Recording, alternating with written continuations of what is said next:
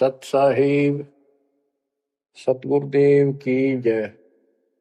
बंदी छोड़ कबीर साहिब जी की जय। बंदी छोड़ गरीबदास जी महाराज जी की जय। स्वामी राम देवानंद जी गुरु महाराज जी की जय हो।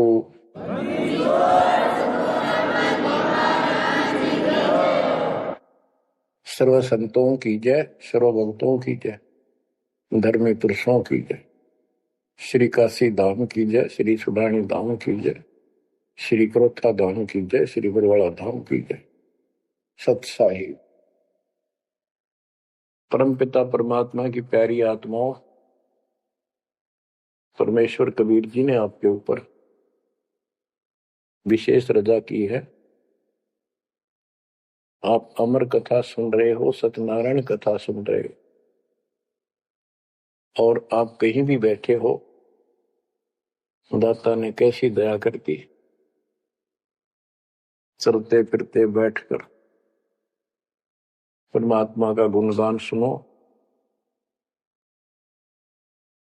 बच्चों, ये सत्संग जो है ये आध्यात्मिक पढ़ाई है, ये आध्यात्मिक शिक्षा है। इसको समझने के लिए भी काफी समय की आवश्यकता है। जैसे बच्चे स्कूल जाते हैं, यानी 15-16 वर्ष तक तो वो टोटली फ्री होते हैं। अपनी पढ़ाई करो, ट्यूशन लगवाओ, क्लास में पढ़ो। तो ऐसे करते करते वो विद्वान बन जाते हैं, डॉक्टर बन जाते हैं, इंजीनियर बन जाते हैं और बड़ी बड़ी शिक्षाएं प्राप्त कर लेते हैं। इसी प्रकार आपको ये आध्यात्मिक लेक्चर अटेंड करते रहना चाहिए। संसारिक काम भी करो, शिक्षा ग्रहण भी करो, लेकिन ये शिक्षा साथ जरूर ग्रहण करो। इसके बिना सब व्यर्थ है। वो तो सिर्फ पेट के लिए, रोजी रोटी के लिए। जो भी कर्म हम करते हैं सब रोजगार के लिए होता है, और वो रोजगार करते करते नुकसान हो जाता है। सब कुछ करते करते हानि हो जाती है, कोई लाभ नहीं मिलता। इधर कमाते हैं, उधर रोग हो जाता है, यहां से कमाया उधर खत्म हो गया। तो परमात्मा के चरणों में आने के बाद, इसकी शरण आ जाने के बाद, तो ये इस तरह के कष्टों को कम कर देगा। परमात्मा की महिमा भी ना सुने, भक्ति ना करें और काम में ज्यादा ध्यान दें, कदे नुकसान ना हो जाए। और वो करते करते हो जाता है, फिर घर के रहते ना गांठ के। इसलिए काम अवश्य करो, पर इसमें नागा ना करो। परमात्मा की महिमा अवश्य सुनो और भक्ति डेली करो।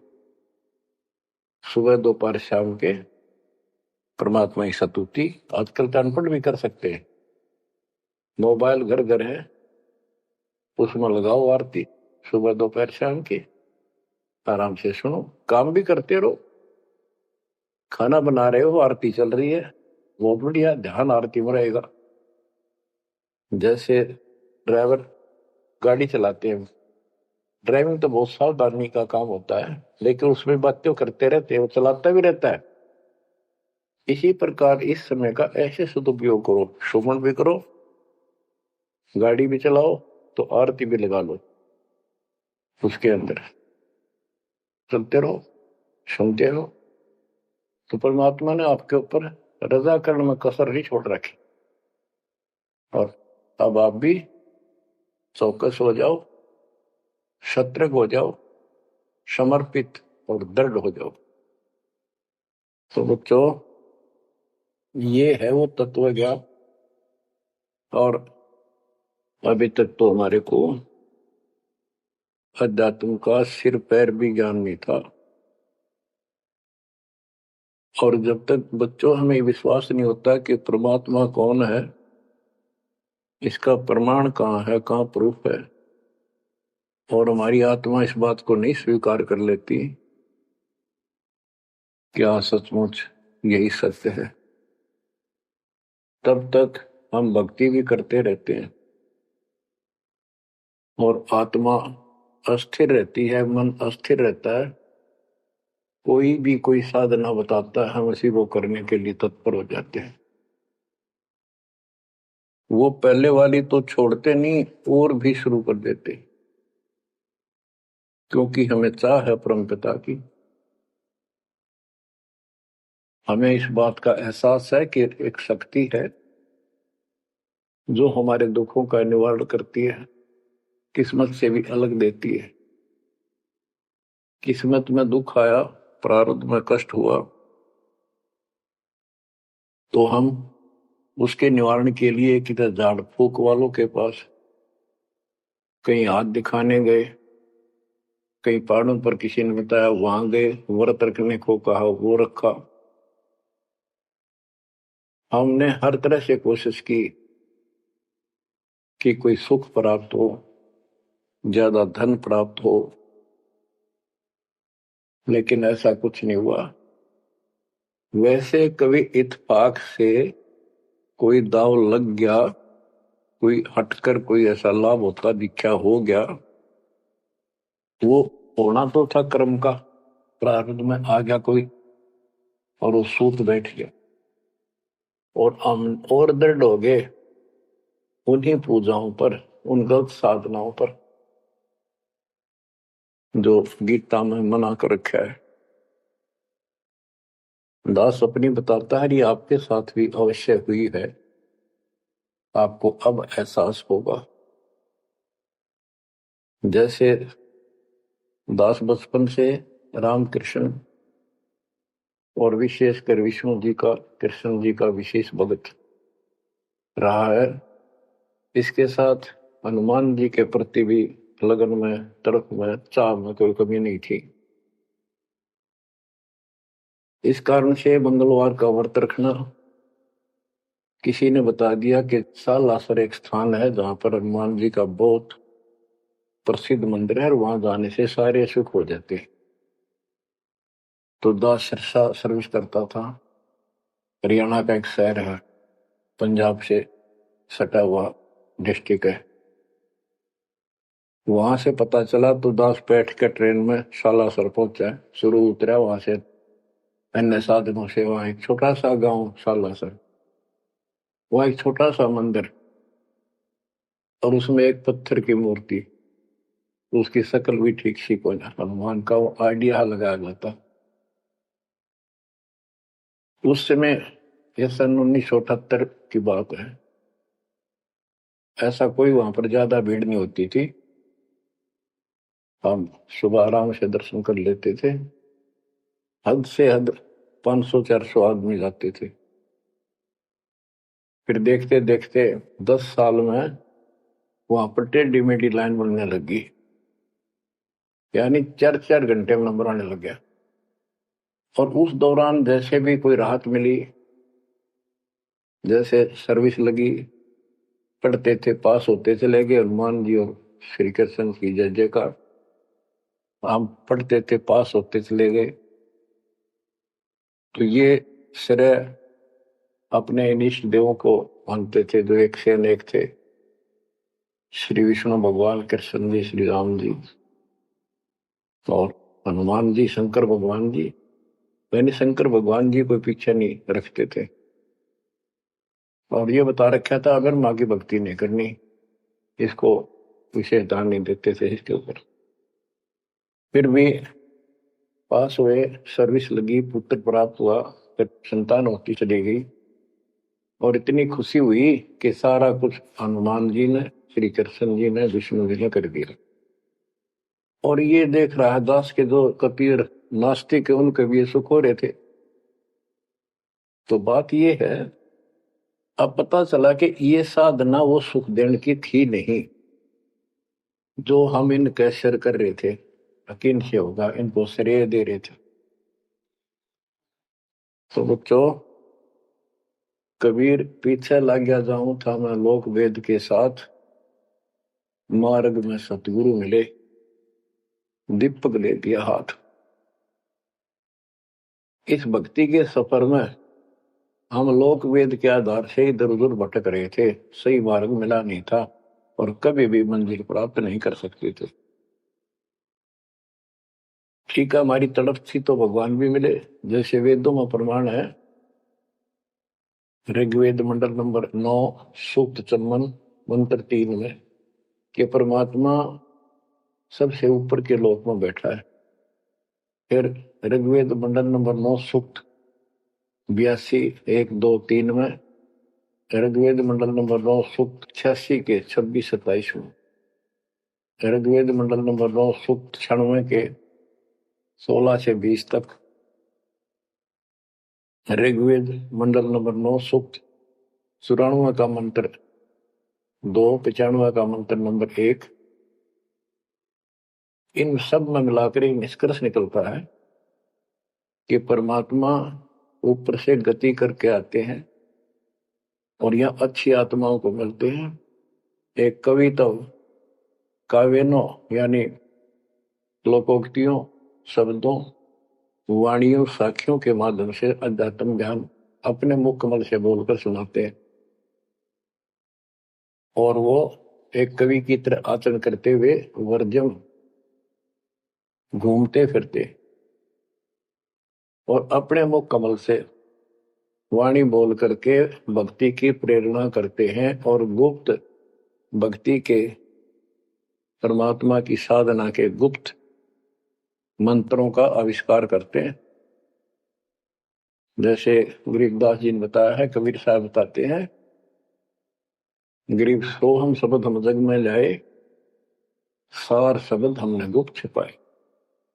यानी सोहम शब्द किसी भी ग्रंथ शास्त्र में, जिनको हम शास्त्र मानते रहे हैं 600 साल पहले, उनमें नहीं है। और सोहम नाम का प्रचलन बहुत पहले से चल रहा है, पर इन किताबों में नहीं था। क्योंकि कबीर साहब कहते हैं, हम बैरागी ब्रह्म पद सन्यासी महादेव, सो हम मंत्र जय शिव जी को करे हमारी शेष। उनको ज्ञान समझा सबको, ज्ञान इतना गजब का है, एक बार आत्मा जरूर पकड़ लेती है और नाम की भी इच्छा करती है, तो उस समय जब परमात्मा अपना ज्ञान सुना रहे होते हैं, काल निकल जाता है उस आत्मा से और आत्मा ध्यान से सुनती है, सत्य मान लेती है। तो इन्होंने ब्रह्मा जी ने, विष्णु जी ने, शिव जी ने सबने नाम दे दिए। इनमें सॉफ्टवेयर लगा दिया परमात्मा ने। विष्णु जी में हरियम का, शिव जी में सोम का, ब्रह्मा में ओम का, और वही आज हमारे को लगा दिया। अब हम अपना काम इनसे डायरेक्ट ले रहे हैं। तो कहने का भाव ये है कि जिस समय परमात्मा अपना ज्ञान सुनाते हैं, काल भाग जाता है। परमात्मा के वहां से आते ही काल प्रवेश कर जाता है, उनकी बुद्धि को फेर देता है। इसी कारण से दोबारा इन्होंने परमात्मा की वाणी सुनी नहीं, विचार नहीं सुना और ये धोखा खा गई। हमने भी बहुत बार धोखा खा लिया, सैकड़ों बार हम ये कष्ट उठा चुके और ये धोखा खा चुके हैं। तो अपने भगवान को छोड़कर इन बकवादा बड़े रहे। मानुष जन्म पाएकर खोवे, सतगुरु विमुखा युग युग रोए। बच्चों, गरीब सतगुरु संगत छोड़कर लाख वर्ष जप कीन, इंद्रिय क्रम ना मोक्ष होए, अरे काल के आदि। जैसे आपको बार बार समझाया जाता है कि सतगुरु से विमुख होने के बाद हम आज से 600 वर्ष पहले परमात्मा से विमुख हुए थे। उसके बाद हम पता नहीं किन किन धर्मों में जन्मे, कभी भक्ति की कभी ना की। भक्ति करते थे और भक्ति ही नहीं थी, लेकिन मालिक फिर भी हमें उन प्रत्येक मानव शरीर में मिले हैं और सच्ची राह दिखाई है। हमने कुछ दिन की साधना अवश्य की है, फिर छोड़ दी, और जिसके कारण परमात्मा हमें चार्ज कर गए। उस चार्जिंग के कारण आज तक आपके हृदय में मालिक की चाह और भक्ति की तरफ बनी हुई थी और मनुष्य जीवन मिलते रहे। क्योंकि हम 600 साल पहले गुरुद्रोही नहीं हुए थे, सतगुरु विमुख हो गए थे। सतगुरु विमुखा युग युग रोवे, मानुष जन्म पाकर खोए। एक उदाहरण देता हूं। एक राबी नाम की लड़की, जिसको राबिया भी कहा, मुसलमान धर्म में जन्मी, वह पिछले सतयुग से मालिक के उनके साथ लगे थे अपनी बेटी को अपनी आत्मा के। गरीबदास जी ने बताया है कि कबीर साहब बताते हैं, दो दिन मेरी शरण है, यानी एक बार किसी युग में चाहे वो 10 दिन भी नाम ले ले फिर छोड़ दिया वो, मालिक उसको अपने खाते में लिखता है और फिर उसको धीरे धीरे धीरे धीरे, देखो अपने पिता को देखो हमारे लिए कितना कष्ट उठा रहे, उसको धीरे धीरे चार्ज करते रहते हैं, चार्ज करते रहते हैं, भक्ति की तरफ जन्म जन्मांतर बढ़ाते रहते हैं।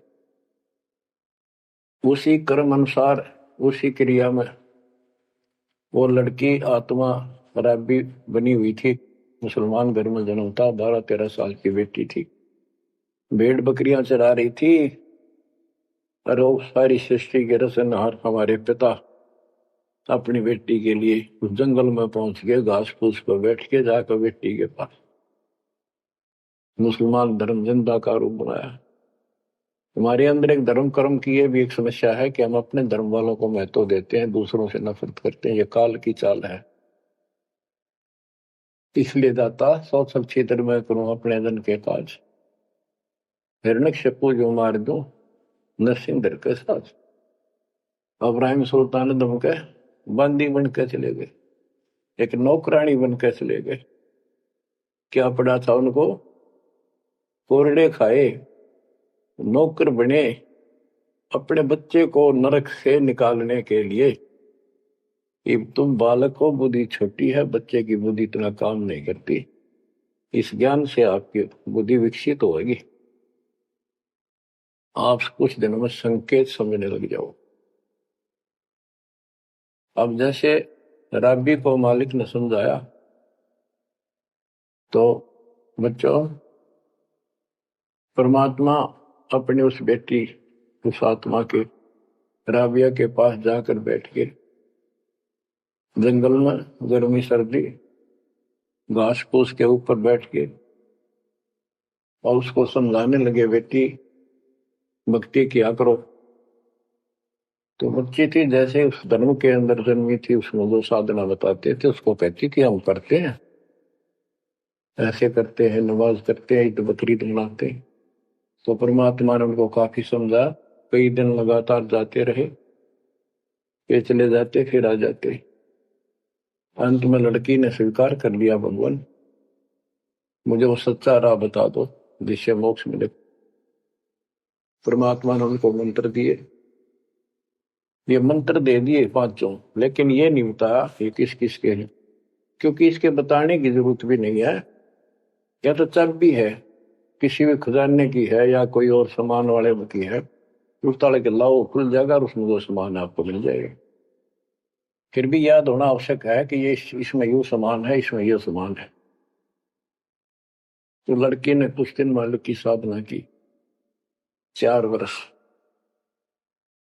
उसके बाद समाज के दबाव में शानी होगी, उसने यहां तक फैसला कर लिया कि ये तो संस्कार बढ़ते चले जाते हैं, शादी ही नहीं कराऊंगी, विवाह नहीं कराऊंगी। उसने निकाह करने से मना कर दिया।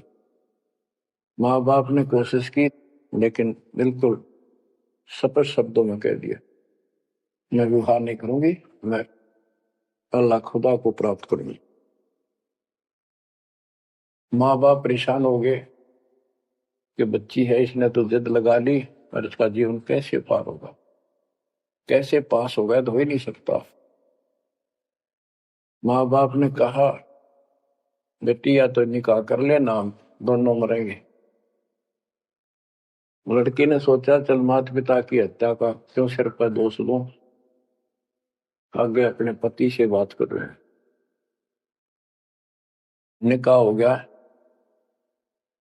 मुसलमानों के अंदर लड़की से अपनी राय पूछी जाती है विवाह के समय कि क्या आपको ये निकाह कबूल है। लड़की यस कर देती है तो विवाह होता है, न तो नहीं होता। ये स्वतंत्रता बेटी को है। उसने यस कर दी, विवाह होगा। उनका पति बहुत बड़ा अधिकारी था, अफसर था, साहब था। मुसलमानों में एक से अधिक विवाह भी हो जाते हैं, सामान्य बात है। तो उसने यही विचार किया था कि तो शादी और कर लेगा, वहां दबाव बनाऊंगी ना तो मर जाऊंगी और क्या इलाज है। तो उसने अपने पति से अपना उद्देश्य बता दिया, मैं भक्ति करना चाहती हूँ, मेरी कतई तमन्ना नहीं है कोई शादी और बच्चे पैदा करने की। यदि आप मेरे साथ जबरदस्ती करोगे तो मैं सुसाइड करूंगी। उनका पति भगवान से डरने वाला मुसलमान था, वास्तव मुसलमान था। उसने कहा, राबिया आपने निकाह कबूल क्यों किया, ये बता। उसने कहा कि मेरी मजबूरी थी, मेरे माता पिता मर जाते, मैं वो दोष नहीं लेना चाहती थी, उनका भी काम बन गया। कि आप बताओ आपका क्या इरादा है। मेरा फाइनल है, या तो मौत या अपनी भक्ति करूंगे। इतना दृढ़ विश्वास देखकर उसने कहा कि राबिया कोई बात नहीं, आप भक्ति करो, मैं अल्लाह के मार्ग में बात नहीं बन सकता, मैं भी भगवान से डरने वाला हूं, लेकिन जैसे आपकी लोक लाज के कारण आपके पिता की समस्या प्रबल थी, इसी प्रकार समाज हमारा भी है, लोक लाज हमें भी है। आप मेरी दृष्टि में, मेरी तरफ से तो मेरी सिस्टर होगी, समाज की दृष्टि में मेरी वाइफ बनकर रहना होगा। वो बोली मुझे मंजूर है। उसके लिए अलग व्यवस्था कर दी, अपनी भक्ति कर, किसी चीज की कमी नहीं आने देंगे। उसने अपनी और शादियां कर ली। अब वो 50 साल की होगी, सब देखा कि ये तो बिल्कुल देवी का रूप है, पलक भी उठाकर नहीं देखती। ये पिछले संस्कार थे, वो बैटरी चार्ज थी, उसमें चाह थी, आगे बैटरी लगी नहीं है, धीरे धीरे नष्ट होगी। या रोड मारा काल मारी, ये बहुत बड़ा षड्यंत्र है। सतगुरु कबीर साहब ने इसको कोई खोल नहीं सकता, इसे बचा भी नहीं सकता। इसलिए सतगुरु की शरण नहीं छोड़नी चाहिए। उसने अपने पति, जो संसारिक दृष्टि के पति से कहा कि मैं हज करने जाना चाहती हूँ। उसके पति ने कहा, बहुत खुशी की बात है, मुझे पुण्य मिलेगा आपके सहयोग में, और कोई व्यवस्था ऊंट घोड़े की करवा देता हूँ, उस पर आराम से बैठ कर जाइए। बोली नहीं, मैं पैदल जाऊंगी, क्योंकि ये आस्था हमारी भगवान के प्रति अहंकार में नहीं, ऐसे जावा तो और बढ़िया है, ये शुरू से धारणा है। उस समय साधन भी नहीं होते थे, ऊंट घोड़े होते थे, रेगिस्तान में ऊंट ही चलते थे। वो बोली नहीं, मैं पैदल जाऊंगी। राबिया पैदल जा रही थी, रास्ते में कुआं था, उसमें बाल्टी और रस्सा नहीं था। एक कुतिया वहां पर बहुत बुरी तरह रो रही थी, कभी कुएं की तरफ जा रही थी, राबिया के चरणों की तरफ आ रही थी। वो समझ गई कि प्यासी है और साथ में बच्चा है, मरेगी की बच्चे भी मरेंगे। आओ देखा ना ताओ देखा, दया बिना दरवेश कसाई। वो दरवेश थी, संत थी, दयालु थी, असली मुसलमान थी। उसने अपने बाल पाड़े सिर के, रस्सी बनाई लंबी, वो 100 फुट नीचे पानी होता था, और फिर अपने कपड़े निकाल कर शरीर के उसके बांध कर नीचे भिगो के बाहर टपकाए, निचौड़े एक मटके के टूटे हुए पात्र में। कुतिया ने जी भर का पानी पिया, और लड़की ने अपने जो सिर के बाल पाड़े, थोड़ा बहुत खून निकला था, रक्त, ब्लड को साफ किया, कपड़े पहन लिए, मक्का के लिए चलने लगी। वो मक्का उठ के कुएं के साथ आकर खड़ा हो गया। लड़की ने तो जाना ही मक्का में था, एकदम प्रवेश कर गई। उधर इब्राहिम सुल्तान अदम की पहले बॉडी में वो आत्मा गई हुई थी, क्योंकि परमात्मा उनको भी प्रेरित करते हुए आ रहे थे। जो इब्राहिम सुल्तान अदम बाद में सम्मान बना,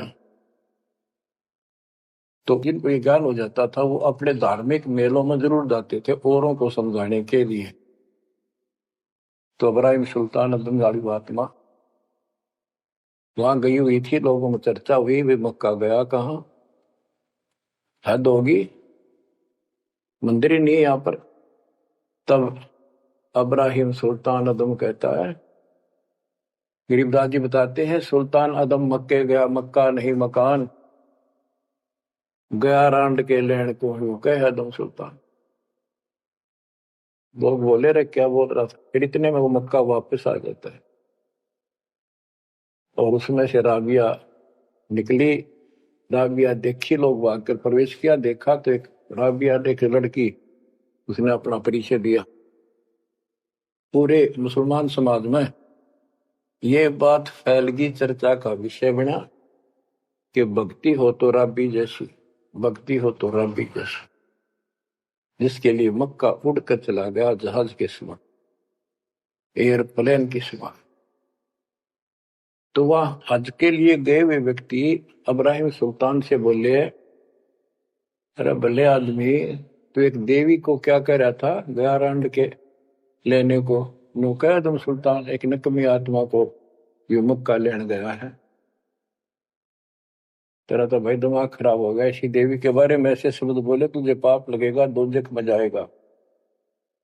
तब उसने उनको बताया, ये कभी आत्मा इसके लिए आए थे, इसको वहां मिले थे ऐसे ऐसे, और इसने वो सत भक्ति छोड़ दी। क्योंकि परमात्मा साधु रूप में कहीं प्रकट हो जाते हैं, ये उनका एक नियम है, अच्छी आत्माओं को मिलते रहते हैं। तो उस अब्राहिम सुल्तान वाली आत्मा को बताया था कि ऐसे एक राबी नाम की बेटी है, उसको भी मैंने ज्ञान दिया, पर नालायक ने वो भक्ति छोड़ दी, दुख पाओगे। तो उसने बताया कि इसको सत भक्ति मिली थी, डरे डोना ही है यार, उस पिछली साधना के कारण ये सब कुछ हो रहा है। परंतु उन लोगों के अबन में कहाँ समाने वाली थी ये बात, दो अक्षरों में। उस जीवन को पूरा करके वो लड़की, वो आत्मा अगले जन्म में एक बांसुरी नाम की लड़की बनी, जन्म हुआ। धार्मिक शब्द सुनाया करती थी, बड़ी परमर्थ की प्रेरणा थी, उसमें भी अनमैरिड रही वो। और यहां तक विचार कर लिया कि ये सुना है मक्के में जो मरता है वो सीधा जन्नत में जाता है, स्वर्ग में। तो इससे बड़ी अवसर कहाँ मिलेगा, अगर दोस्ता होगी। मक्के में अपनी गर्दन काट दी और चढ़ा दी, सब जगह ये चर्चा होगी, भाई बांसुरी तो जन्नत में जाएगी, सिद्ध दरवाजे खुले हैं। अब बताओ, वो तो लोक वेद था, तत्व ज्ञान क्या कहते हैं। उसके बाद वो लड़की अगले जन्म में फिर लड़की रूप में जन्मी, युवा होकर वैश्या का जीवन दिया, सारा जीवन गंदे कर्म करो, एक भी अच्छी सोच नहीं, छोड़ दिए कर्म काल में। मानुष जन्म पाकर खोए, सतगुर विमुखा युग युग रो। वो फिर मर गई उस गंदे जीवन को भोग, पाप इकट्ठे करके ढेर लाग।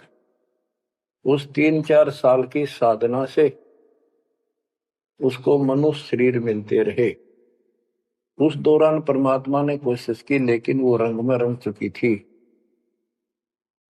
बांसुरी वाले में खुद गायक बन गई, लोग प्रशंसक हो गए, बड़े बड़ी अल्लाह का ज्ञान सुनाती है। और वैसा बनने के बाद उसी कर्म वैसे फूट लिए, अच्छे बात समझ में नहीं आई। वो फिर मृत्यु को प्राप्त हुई, वैसा का जीवन, गणका का जीवन भोग कर फिर वो शेख तकी नाम के एक धार्मिक मुसलमान पीर के घर जन्म लिया बेटी के रूप। 11 वर्ष की 12 वर्ष की आयु पूरी करके वो मर गई, समय संस्कार पूरा हुआ। परमात्मा कहते हैं, सोचल छिदर मैं करूं अपने जन के काज, उस आत्मा को फिर अपने चरणों में लेना था, अपनी प्यारी आत्मा। जो जन मेरी शरण है ताका हूं मैं दास, केल के लाग्या करूं जब लग धरती आकाश।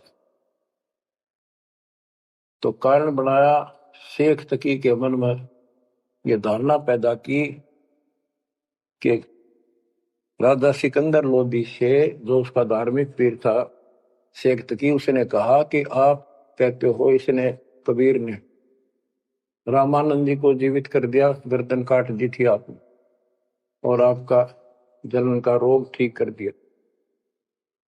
कमाल जिंदा कर दिया। वो तो वैसे उसमें सदमे में था, वो ऐसे वैसे हो जाता, इत्तेफाक उसको जीवित होना था, इसका कबीर का नाम बन गया। जब जानो मैं इसको, मेरी बेटी को जिंदा कर दे जो कब्र में दबी हुई है, 15-20 दिन हो गए। तो कबीर साहब से कहा गया, कबीर साहब ने कहा कि आसपास के लोगों को बता दो कि आ जाओ, एक कमाल होगा। उस शेख तकीर ने ढिंढोरा पिटवा दिया कि इसकी बेइज्जती हो तो छक्का हुआ, मूर्ख बना रहा। उधर कबीर साहब ने कह दिया कि भाई खूब बुला लो, आसपास जितने बुला सकते हो, सबके सामने देखते हैं परमात्मा की क्या रजा होती है। हजारों व्यक्तियों के सामने कब्र फुलवा दी, उसमें 100 पड़ा था। कबीर साहब ने कहा एक शेख तकी की बेटी जीवित हो जा,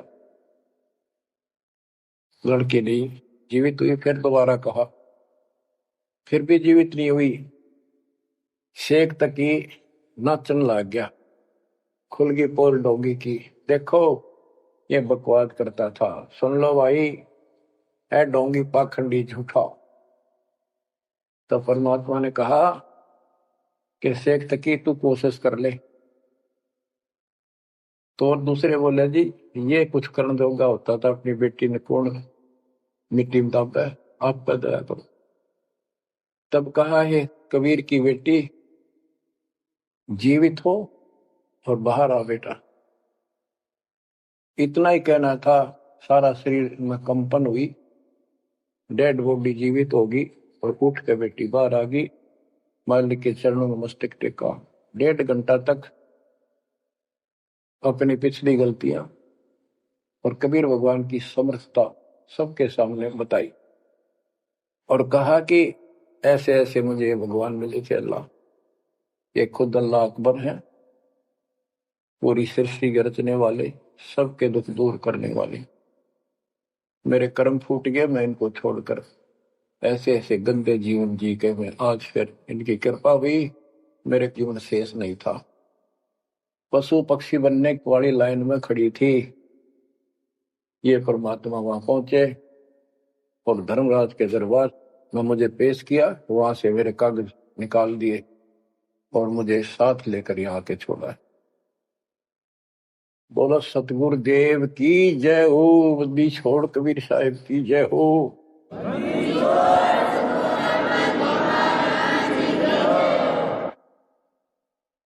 तो कबीर साहब ने कहा बेटी जा अपने पिता के साथ, शेख तकी के साथ। वह बेटी बोली मुझे अपना पिता मिल गया, अपना मालिक मिल गया, इस कर मेरा संस्कार इतना ही था। आप मेरे पिता हो, सारी सृष्टि के मालिक हो, मैं तो आपके साथ रहूं। अपने गुरु के मैं संग संग होली, अपने गुरु के मैं संग संग होली, सखेरे मोहे नेकन आई लाज, आज मोहे गुरु दर से दिखाए।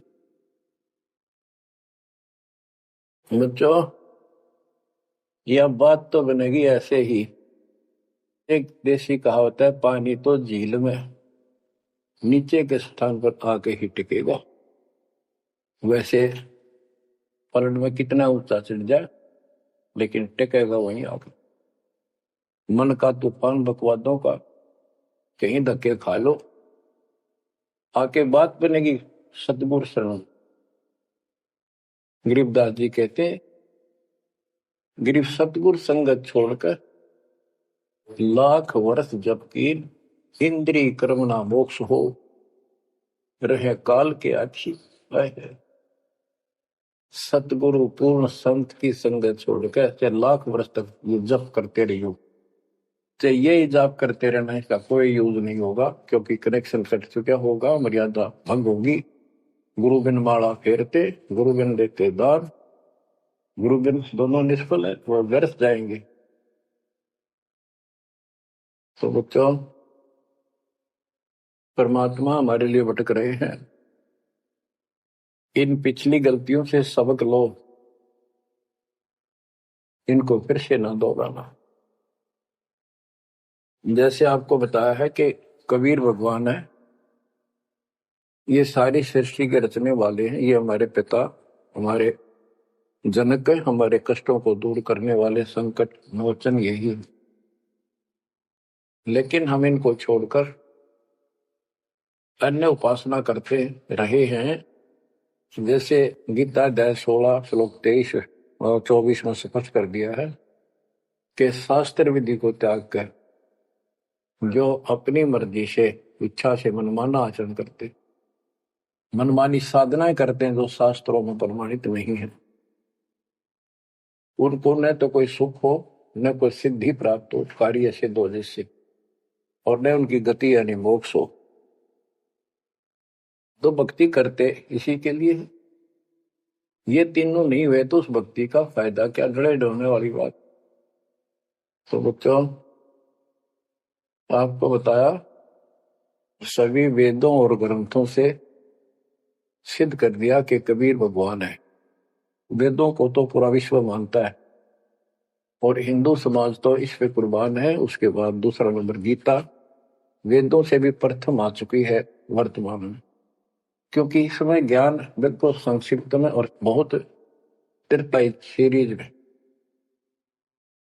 तो इसलिए इनमें सबसे आपको प्रमाणित कर दिया कि कौन सी भक्ति करनी है, कौन सी ना करनी है। गीता अध्याय 16 के 23 में तो बता ही दिया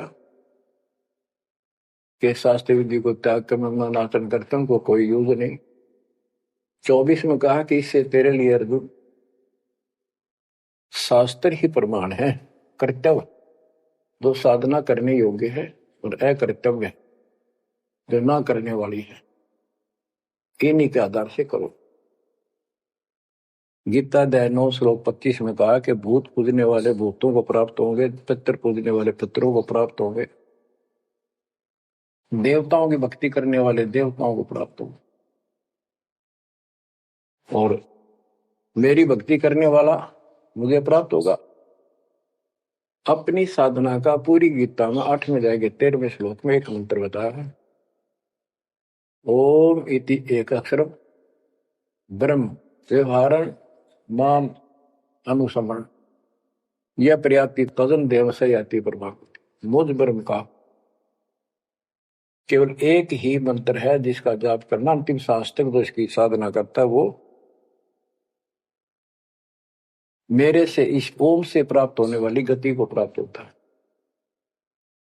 वो गति कौन सी है, इसके लिए आपको, क्योंकि ये एक लेक्चर है, पीरियड है जो दास आपको दे रहा है, और इसमें टीचर पहले दिन से लेकर 1 साल तक यह पढ़ावा है, तब जाकर के बच्चों के दिल में स्वभावत है। 100 बार पढ़ा ले तो भी पढ़नी पड़ती है, तभी उसके ऊपर विश्वास उतर जाता है, वो हृदय में जम जाती है।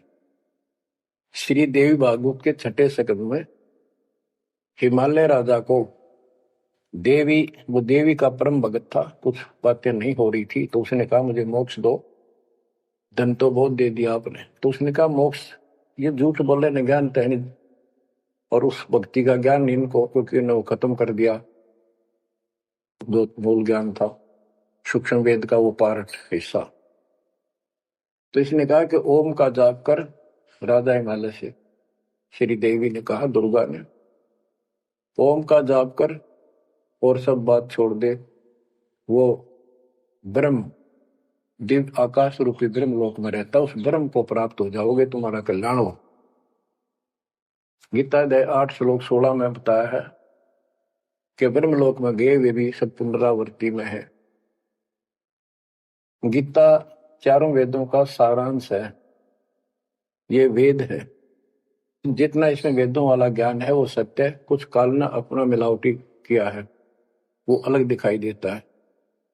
वो केवल युद्ध कराने के लिए अटकलबाजी इसने की है और बीच में अपना तड़का भी लगाया है। वो साफ निर्णय हो गया, क्योंकि सूक्ष्म वेद सब कुछ है, उससे सभी छट गया अलग अलग से, ये गलत है ये ठीक है।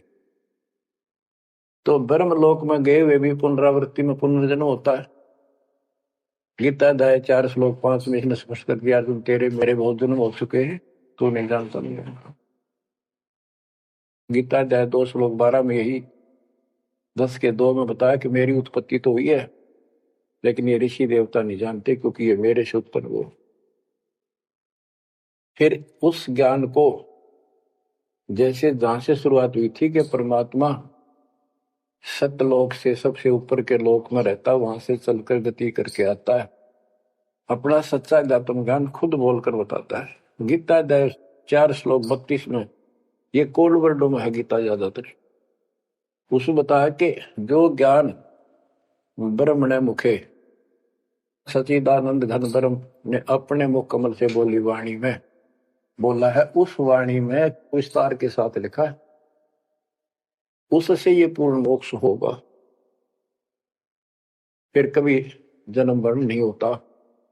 उसके बारे में चौथे अध्याय के 34वें श्लोक में कहा है कि उस ज्ञान को तत्वदर्शी संतों के पास जाकर समझ, उनको दंडवत प्रणाम करने से, कपट छोड़कर उनकी सेवा करने से वो तत्वदर्शी संत जे तत्व ज्ञान का उपदेश करेंगे। गीता अध्याय 15 श्लोक 1 में स्पष्ट कर दिया है, जो इस उल्टे लटके हुए संसार रूपी वृक्ष के सभी विभाग का नारा नारा ज्ञान बता देता, सभी विभागों का पार्षद सवेदवित व वेद के तात्पर्य को जानने वाला है।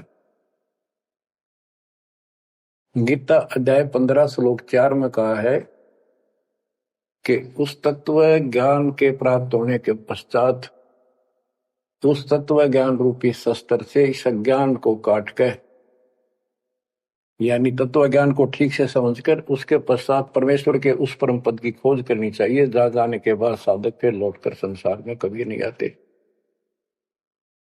और उसी की भक्ति करो जिसने सारे संसार रूपी वृक्ष को बनाया है, सृष्टि रची है। बच्चों, ये है वो तत्व ज्ञान, ये है वो मूल ज्ञान, सार ज्ञान निष्कर्ष निकाल के रख दिया गया है। अब गीता बोलने वाले ने कहा है कि उस तत्व ज्ञान के अंदर सब कुछ निष्कर्ष है, उसको समझो। यही कुरान शरीफ के अंदर, कुरान मजीद के अंदर सूरत फुरकानी 25 आयत 52 से 59 में यही स्पष्ट किया है, वो कबीर नाम का परमात्मा है जिसने सारी सृष्टि रची, जिसने सब आपको संतान माता पिता का रूप दिया, सबके कर्मों को वो काटने वाला है, सबके कर्मों को ठीक से जानता है। 6 दिन में सृष्टि रच के जो 7वें दिन तख्त पर जा विराजा, उसकी खबर किसी बाखबर से पूछो। गरीबदास जी कहते, वेद कतेब एक है भाई, और वेद कतेब का ज्ञान है दूर, वो संतों का मार्ग दूर। ये अधूरा ज्ञान है, जब इसमें स्पष्ट है ही नहीं, जब ये कह दिया कोई और बताओगा तो वो और अब आपके सामने है, आपको प्राप्त हो चुका है। अब भी बच्चों नहीं समझोगे तो कौन सी विधि अपनाएं जो आपकी आंखें खोले। कबीर द्वार धनी के पड़ा रहे, धक्के धनी के खावे, 100 काल झकझोरी पर द्वार छोड़ नहीं जावे। अब आपने इतना करना है, इस ज्ञान को समझकर मालिक से दूर ना होना, सतगुरु विमुखा मत हो जाना। इसमें आपको अच्छा लगे चाहे कोई कष्ट लगे, वो कष्ट भी गॉड गिफ्ट होगी। हो सकता पता नहीं कौन सा पाठ सा कष्ट आपका हल्के में टल रहा हो, पर जल्दी ना करया करो, और तो धरती पर कहीं जा रही हो तुम्हें कभी राहत नहीं मिलेगी। तो बच्चों,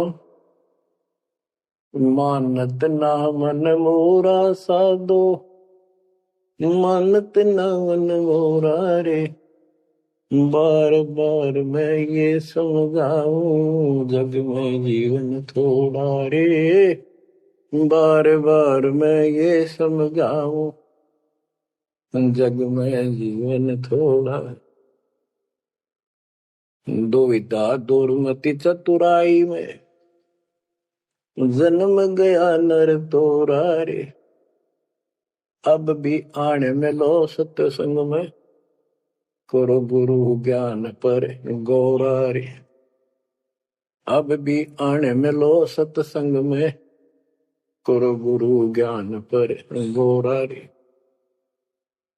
शरण पड़े को गुरु संभाले, जानिक बालक भोला रे। कह कबीर तुम चरण चित राखो, जो सोई में डोरा रे। कह कबीर तुम चरण चित राखो, जो सोई में डोरा रे। मानत ना मन मोरा साधो, मानत ना मन मोरा रे। बार बार मैं ये समझाऊं, जग में जीवन थोड़ा रे। बच्चों, जैसे धागा सुई में चिपका रहता है, ऐसे लटके रहियो परमात्मा के दास के चरणों, मोक्ष मिलेगा सत साहिब।